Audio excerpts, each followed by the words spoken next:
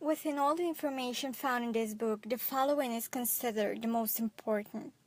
What is 21st century learning? If we answer this question, we may say that 21st century learning is to recognize that all students need to have the knowledge and the skills that will lead them to succeed in a world surrounded by technology.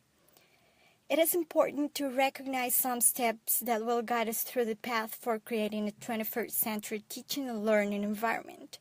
And the first step is starting with a plan.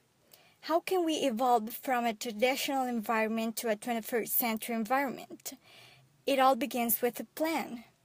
The author Loretta Donovan and Timothy Green suggests that someone who wants to make a transition talk or read about schools where change has been accomplished.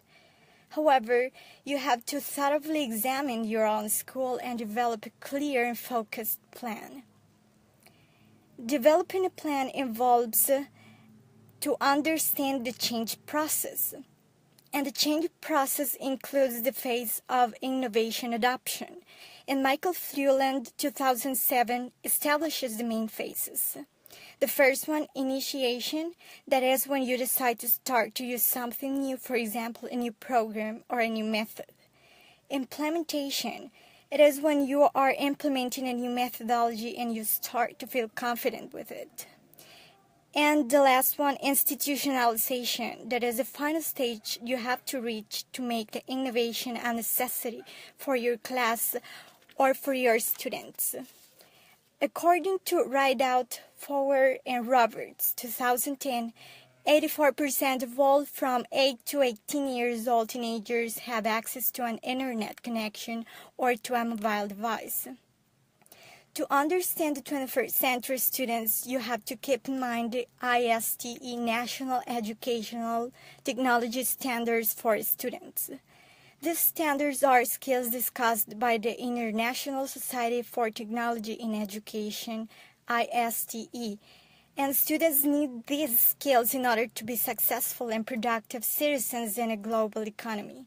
And they are the following: creativity and innovation, communication and collaboration, research and information fluency, critical thinking, problem solving and decision making, digital citizenship, technology operation and concepts.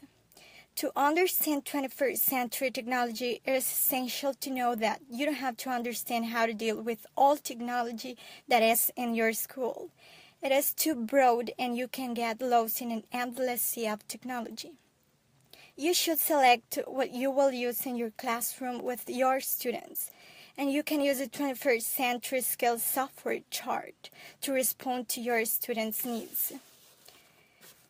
Additionally, you will know when you are ready to evolve to a 21st century teaching and learning environment when you have the necessary infrastructure and tools in place, a group of teachers and administrators that will provide support to make the change process, and a defined professional development system with a 21st century focus.